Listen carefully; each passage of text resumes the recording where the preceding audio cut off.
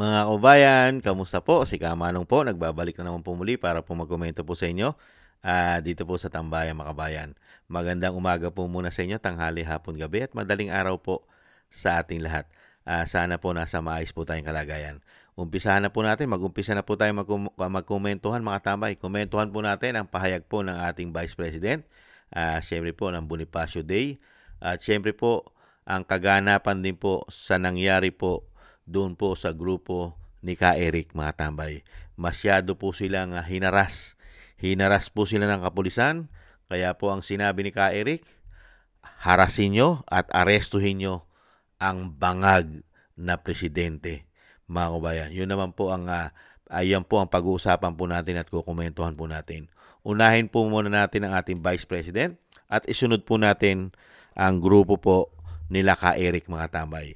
Doon po sa girian po ng kapulisan sa naganap pong rally mga kababayan. Ito po mga kababayan, unahin po natin pakinggan ang ating Vice President.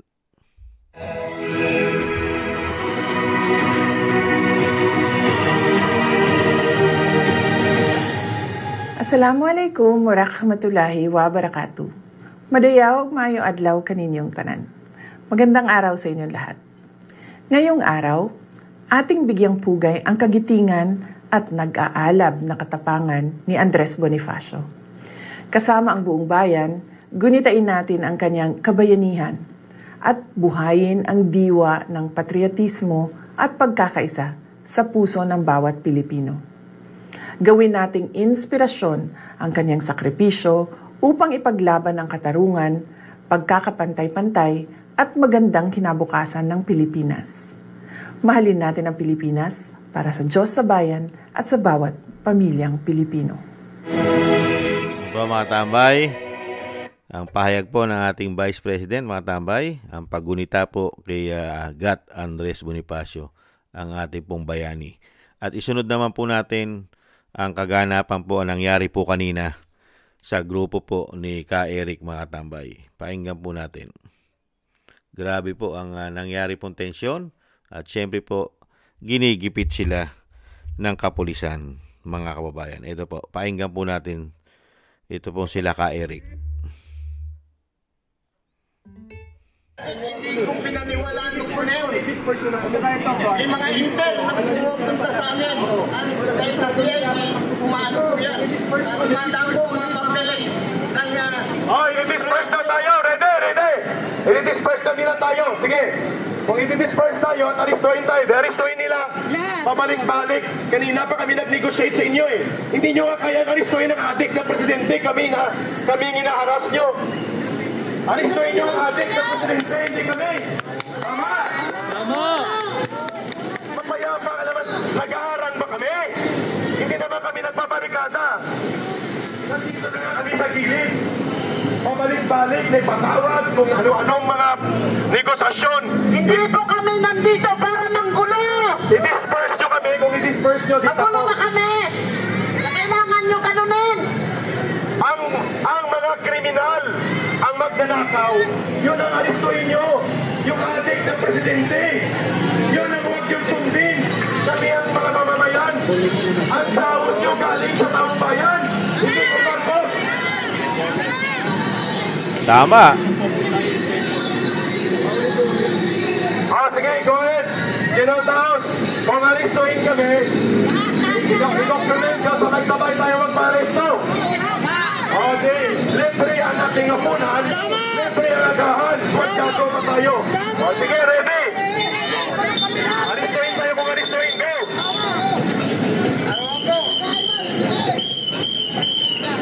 Pag may plano kayo na aristuhin kami, hindi kayo isang tao lang. Lahat kami dalhin nyo sa kulungan. Isama nyo si BBM! Paulit-ulit na lang, pabalik-balik. Aristuhin nyo ang adik na presidente! Hindi kaming mamamayan! Dapat, nasa mawakan niya, ang arestuhin ninyo. Ang pinaglalaban namin dito, kasama kayo. Kasama kayo dito, dahil kayo sinisingalan ng mga buwis. Nasa ng buwis ninyo. Pinoko nga, pumapalak kayo ng ganon. Dito mga arestuhin nyo kami, lahat kami arestuhin nyo. Walang arestuhin ka. Kundi laban namin ang karapatan bilang nagbabayad ng tax.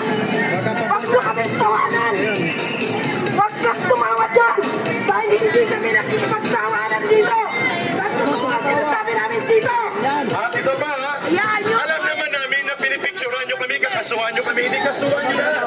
At bago mangyari ang pag-aresto, sasayawan muna natin Zumba Girls ng Crime Against Corruption sa Quezon City. Lumapit pa kayo dito. Move forward please. O, isayaw, isayaw. At ano ang panawagan ng taong bayan?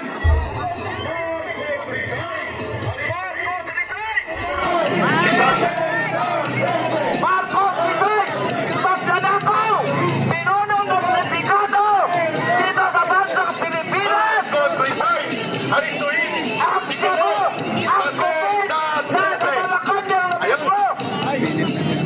Bago magsalita ni Papa, Zumba Girls, move forward muna. Yan po mga tambay.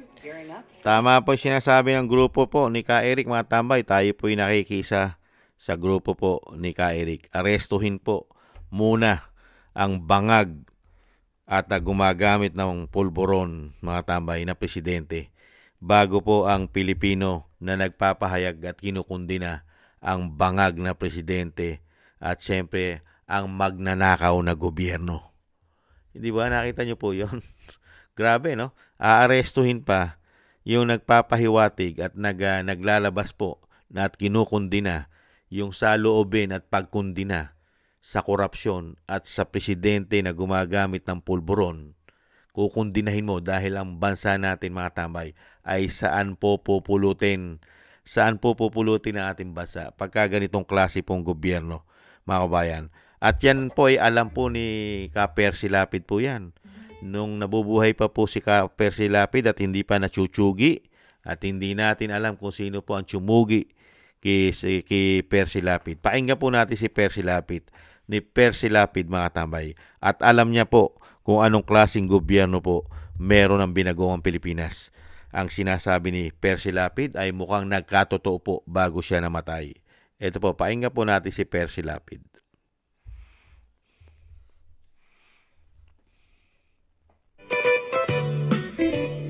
Totoo pala ang sinabi ni Percy Lapid na napapaligiran na ng sindikato ang gobyerno. Bago pa maupo si BBM, Si Bongbong Marcos naliligid na ng sindikato. Baka hindi nyo alam, sindikato ng smuggling, sindikato ng illegal gambling, sindikato ng droga, nakapaligid na po, nakaposisyon na sila, mga kaibigan, ng mga hive killer, yan na nakapaligid. Kaya makikita na ninyo Maaring magtagumpay sila sa simula, pero iyang mga yan ay pabagsak yan. ayon kay Zaldico pati bigas at sibuyas ay hindi raw pinatawad ng First Lady at kapatid niya na nagko-control ng importation ng sibuyas kaya sobrang mahal na bigla nito. Una kinuha nyo yung 70 bilyon ng PhilHealth na hanggang ngayon di pa rin nababalik nagmamakaawa ng mga doktor sa inyo. Sunod yung 29 na tonelada ng gold tapos yung 100 bilyon ng PDIC. Totoo pala ang sinabi ni Percy Lapid na napapaligiran na Grabe po, no? Hindi lang po si Percy Lapid, mga tambay, pati po si Zaldico ay binunyag na po, mga tambay. Grabe, pati ang First Lady, mga kabayan, ay grabe po ang ginagawang korupsyon sa bansa. Nakita niyo po, pati Ginto, pati PDIC, ilang daang bilyon. Diba? PhilHealth, hindi pa rin binabalik ang pera sa PhilHealth na pinangakong ibabalik. Nakita niyo po. Tapos, ang mga pulis ang nanggigipit sa taong bayan na nagbibigay ng buwis na ninanakaw nila umano. Pati ang ating Ginto. Nakita niyo po. Kaya yung sinasabi po ni Ka Eric, ano sabi niya? Kung ikukulong nyo kami, ikulong nyo kami lahat. At ngayon, isama nyo rin, ikulong nyo rin, damputin nyo rin ang bangag at gumagamit ng pulburon ng presidente. Protektado po kasi nila ang presidente na gumagamit ng pulburon. At may issue ng isang damukal na pagnanakaw. Hindi ba? Grabe, no? Kaya basag na basag po sila. At yung mga pulis ay patawa-tawa pa, mga kabayan. Patawa-tawa pa ang mga pulis. Nakita po natin. Grabe, no? Grabe. Kung sino po yung nagbibigay po ng problema sa bansa, nagpapahirap sa taong bayan, unti-unting pinapatay ang Pilipino, lalo-lalo po sa gutom at sa kanilang mga programa at proyekto, na ninanakaw lang nila at namamatay tayo sa baha, na sila po ang may programa, lalong-lalo yung sinasabi nilang pag-control at binibigyan tayo ng programang flood control. Hindi po ba? Pero sa kabila nun, yung pera pala ng taong bayan ang kinokontrol nila. Hindi po ba mga kabayan? Hindi po ang baha. Ganyan po kawawalangi at kadidemonyo po ang mga taong yan. Dahil po sa pagiging greedy at kasakiman, sa lahat ng espeto ay sakim, kapangyarihan, pera. Di po ba? At grabe rin po ang politika niyan. Kaya po, mabuhay po tayo at mabuhay po kayo, Ka Eric. Kaya pagpatuloy niyo po yan.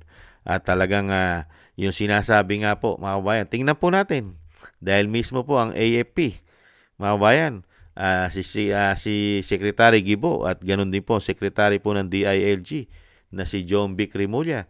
Pag daw po nanawagan ka ng Marcos resign, ay isa na rin daw po yan na sinasabing inciting to sedition, mga tambay. Po pwede na raw pong kasuhan. Ayan, kasuhan nyo. Napakarami yan. Marami yan nagsasabi na arestuhin nyo na ang presidenteng bangag. At Marcos resign. Paguhulihin nyo na. Ganyan po ang gobyerno ngayon. Yan nga yung sinasabing nasa martial law na ba tayo? Yan ba'y silent martial law na ba yan? Hindi kaya? Kaya mabuhay po kayo, Ka Eric, at sana po'y maingatan po kayo at ang inyo pong grupo ay mabuhay po kayo at kayo po ay nasa tama. At ang tama at ang kabutihan ay lagi pong nagtatagumpay yan. At tayo po'y taste-taste lamang. At siyempre po ang pahayag po ng ating Vice President. Ang Vice President po ay nagpahayag po siyempre po sa pagdiriwang po ng ang Bonifacio Day, mga tambay. Siyempre po, sinabi po ng ating Vice President na alalahanin po natin ang ginawa po ng ating bayani na si Andres Bonifacio para makamtan natin at makamit ang kalayaan na minimithi po natin ngayon sa ating bansa. Kaya lang po, ang nangyari po, mukhang bumabalik na naman po ang sistema na hindi na po tayo nagiging malaya. Dahil unang-una, dinidiktahan po tayo ngayon ng gobyernong ito at tayo po ay tinatakot pa sa mga gagawin natin, lalo-lalo sa pagkundina at pagkilos dito sa ginagawa nilang maanumalya at systematic at sindikatong korupsyon sa ating bansa, mga kabayan. At mabuhay po kayo, Vice President, at kayo po ang inaasahan ng bansa at sinaasahan ng taong bayan na magbabangon muli sa ating bansa. At syempre, umaasa rin po ang taong bayan at umaasa po kami na mapapanagot nyo po lahat magmula sa ulo. Magmula po sa ulo ay kaya nyo po panagutin ang mga taong nagpahirap, nagpasasa sa pera ng taong bayan sa ginawa nilang sindikato at systematic na pagnanakaw sa buwis ng taong bayan. Sana po, Vice President, ay maingatan po kayo araw-araw palagi sa kapahamakan at hindi po sila magtagumpay sa mga plano po na pagpapabagsak po sa inyo, Vice President. Yan po ang aming panalangin at dalangin na hindi po magtagumpay ang mga demonyo at mga walangyang politiko na sakim sa kapangyarihan para po kayo pabagsakin. Yan po ang aming hiling at dasal sa may kapal. Maraming salamat po, mga tambay.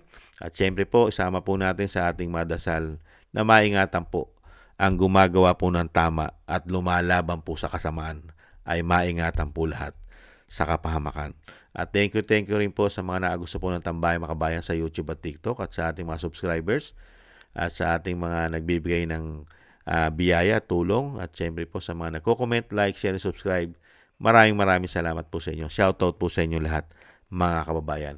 Ingat po tayo, mga kababayan. Babay po muna. Paalam.